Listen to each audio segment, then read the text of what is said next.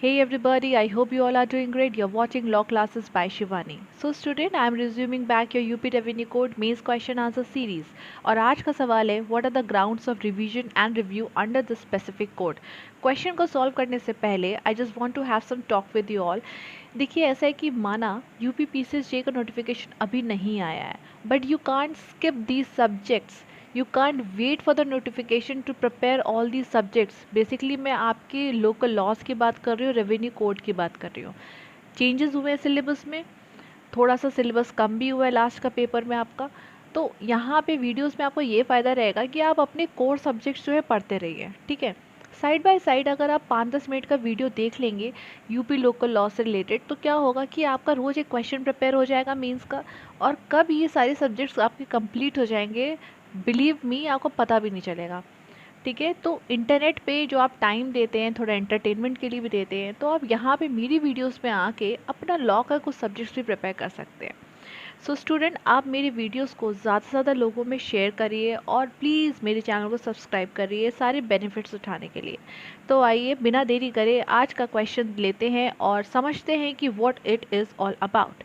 So what are the grounds of revision and review under this code. What I am expecting कि हर एक law student को ये पता होता है कि what is the meaning of review, what are the grounds of filing the review and what is all about the revision. Revision किस ग्राउंड पे फाइल किया जाता है, कौन सी अथॉरिटीज़ होती हैं. हमने जनरली आपका सीपीसी में फॉर एग्जांपल पढ़ा है सेक्शन 114 देन सेक्शन 115, रिव्यू फिर रिवीजन. तो एक जो बेसिक अंडरस्टैंडिंग है रिव्यू रिवीजन की, उसको ध्यान में रखते हुए इस क्वेश्चन को सॉल्व करना है. देखिए बेसिक जो कॉन्सेप्ट है यहाँ पे कुछ भी डिविएट नहीं हुआ है, बस अथॉरिटीज़ जो हैं हर एक कोड में हर एक एक्ट में यहाँ पे कुछ अलग होती हैं.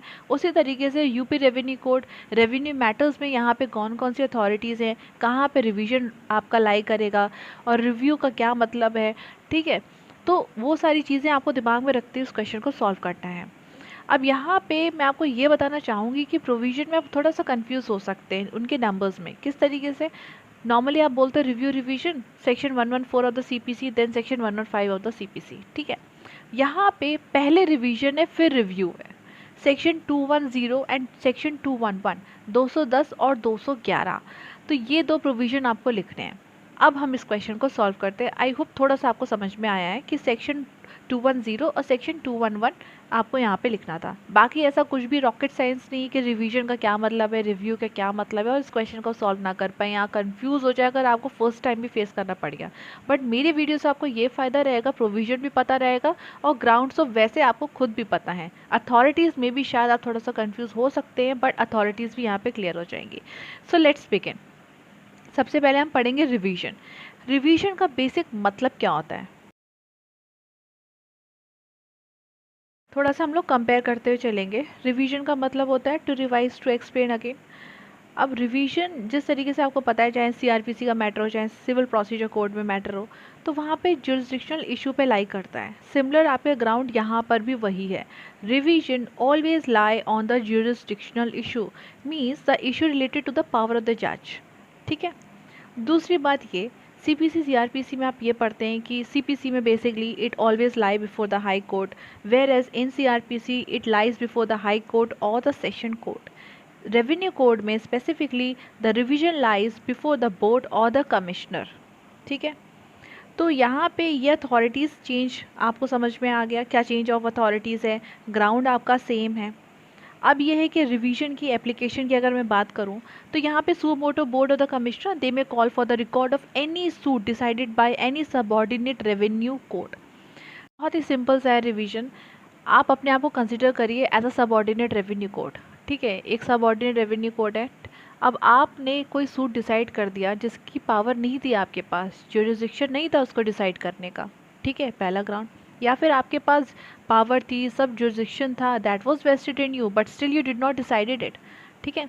तीसरा, acted in the exercise of such jurisdiction illegally और विद अ मटीरियल इरेगुलरिटी. तो उस केस में बोर्ड या फिर कमिश्नर सुओ मोटो आपको कह सकता है कि send me the matters which you have decided in such and such suit to check the legality of the order passed by the subordinate revenue code and accordingly will pass the orders. अब इसके बाद हम पढ़ेंगे review. आई hope सो revision clear हो गया है आपका. Revision में देखिए ग्राउंड सेम है, जुरिस्डिक्शनल इश्यूज क्या जुरिस्डिक्शनल इश्यूज़ है वो मैंने आपको बता दिया, अथॉरिटीज़ आपको ध्यान रखना है, सॉर्टेड है, रिवीजन आप अच्छे से वहाँ पे अटेम्प्ट कर लेंगे।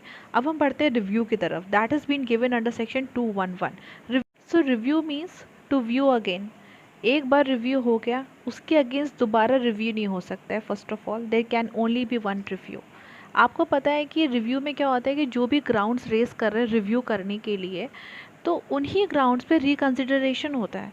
पूरा जो एंटायर मैटर है ना, उसे री एग्जामिनेशन नहीं किया जाता है। तो ध्यान में रखना ये बात, ये बेसिक चीज़ है रिव्यू की, जो आपका इस कोड में भी देखने को मिलेगी। So you have to understand that there can not be review against a review, there can only be one review. ठीक है। इसके बाद क्वेश्चन ये आता है कि who may file for the review. CPC में आपने देखा होगा कि अग्रीव पार्टी ही एप्लीकेशन फाइल करती है, ठीक है, against the order to review it again before the same जज। बट यूपी रेवेन्यू कोड में the review can be done suo motu also, plus on the application of the aggrieved party. तो ये बहुत ध्यान में रखना कि एक ये थोड़ा सा डिफरेंस है जो कि अक्सर लोग स्किप कर देते हैं, बट हमें ध्यान में रखना है कि रिव्यू जो यूपी रेवेन्यू कोड में हम डील कर रहे हैं, ग्राउंड्स जो भी हैं वो अभी हम देखेंगे। बट सबसे पहली बात हमें ये क्लियर करना है यहाँ पे कि एप्लीकेशन कौन फाइल कर सकता है रिव्यू का। एप्लीकेशन जो है आप फाइल कर सकते हैं being a party, you are interested in the matter, as well as the board may take it suo motu also. ठीक है। Now next part is grounds of review. Review जो है आपके ये जो 3 ग्राउंड्स है इन्हीं पे लाई करेगी। सबसे पहली बात ये कि there has been discovery of any new and important matter और दी एविडेंस। मीन्स कोई ऐसा एविडेंस डिस्कवर किया है which is so material to the issue, which is so material to the suit that will affect the merits of the case. जब trial हो रहा था उस दौरान वो जो एविडेंस है it could not be discovered after exercising the due diligence. ठीक है। दूसरा, some mistake or the error which is apparent on the face of record, which is evident on the record, which is so prima facie evident। ठीक है। उसके बाद any other sufficient reason, इसमें तो आपके बहुत सारे ग्राउंड्स, कोई भी ऐसा ग्राउंड है, मीन्स डिस्क्रिप्शन दे रखा है, ठीक है, एनी अदर सफिशिएंट ग्राउंड्स, तो ऑर्डर पास किया जाएगा रिव्यू में। एक बात और याद रखिएगा, शेल नॉट बी रिव्यूड।